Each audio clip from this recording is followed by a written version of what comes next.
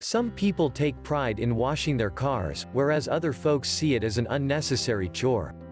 When it comes to vehicle care, washing it is an incredibly important task. It preserves your investment over the years, which leads to a bigger return if you sell the vehicle. Let's take a look at the washing frequency and the details surrounding it. There is a quantifiable strategy to washing your vehicle, depending on its use and environmental exposure. Siding with the experts. The general rule is to wash the car every 2 weeks. This bi-monthly guideline assumes that the car is being driven on a daily basis, such as to and from work or school. There might be a mixture of sun, rain, and other environmental factors impacting the car. Washing it twice a month reduces the impact of these factors. Regardless of your car's paint job, the environment will degrade the surfaces. For example, there might be sealants and waxes on top of the color. Dust, wind, and debris will wear down the paint's films over time. It's your job to remove the contaminants so that they don't accelerate the degrading process. Considering salt exposure. Most people don't think of corrosion when it comes to car care. The vehicle's paint job should protect the metal underneath. This statement is partially true. However, there are environmental factors that can lead to corrosion across many parts of the car. Salt sprinkled onto streets and driveways is handy for ice and snow removal. When other vehicles kick up the salt, however, it can stick to your car. Tiny sections of exposed metal are adversely affected by the salt. Corrosion and rust are the results of extended exposure to salt. If salt is a constant threat in your neighborhood, wash your car more often. Detailing the vehicle once a week may be standard during the winter. Don't forget that the salty air surrounding a beachfront home is also a threat to factory paint jobs. Practice the once-a-week routine with cars parked in and around the beach. Dealing with insect debris. Wash the car more frequently if insect debris litters your windshield and front end. During long drives, bugs inevitably strike the front of the car. This debris has a lot of acidity to it, which eats away at the paint. After a long drive, wash the car immediately afterward. The longer the bugs remain on the car, the more damage they can do. There are several bug removers on the market that you can choose. Regardless of the cleaning product you choose to use, you should always check and read labels to identify if it needs to be diluted and if it's a concentrate. Being aware of bird waste. Another item that's bound to stick to your car's paint job is bird waste. This particular substance is detrimental to the paint because it's in liquid form, which can drip into tight crevices. It's also highly acidic. When you see bird waste on the car, try to wash it soon afterward. The acid will continue to eat away at the paint. You may be familiar with this scenario because the paint will leave a slight discoloration to the surface even after being on it for only a few hours. Wash part of the vehicle or the entire thing.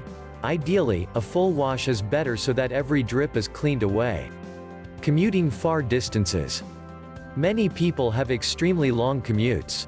50 miles or more each day will give the paint job several encounters with pollutants and acidic conditions. Stick to the 2-week washing rule for commuting cars, but don't be surprised if a once-weekly wash is in order. Your commute might be by the ocean or along a busy highway with a lot of soil surrounding the edges. These environments translate to particles on the car that will harm the paint job.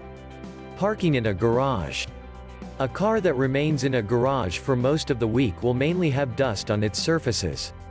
It's possible to wash the car once a month, depending on when it's exposed to the weathering elements. Keep in mind that pollutants can still damage the car. Smog and other pollutants stick to the surfaces even when the vehicle remains under a carport or garage structure. Wash these cars every few months. If you keep the car in a garage with the door closed most of the time, a biannual wash is possible. Simply observe the dust accumulating on the car to make a sound decision. Leaving the car under trees. If a person leaves a car parked under some trees, washing it every week may be necessary. Trees drop all kinds of debris, including sap. These natural substances don't help a paint job.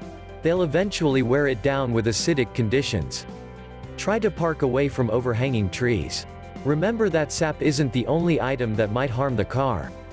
Dropping leaves, twigs and even branches will ding the vehicle's exterior surface. It's always better to avoid trees, especially for long-term or overnight parking. Cleaning the interior. Take a look at your car's interior. Compare its appearance to the vehicle's everyday use. A person who merely commutes in the car will probably clean out the interior every few months. A busy family car, in contrast, needs a monthly cleaning. Use the vacuum cleaner's accessories in order to reach into crevices. Wipe away any dusty surfaces too. This cleaning chore gives you a chance to clear off the dashboard so that you can see everything as clearly as possible.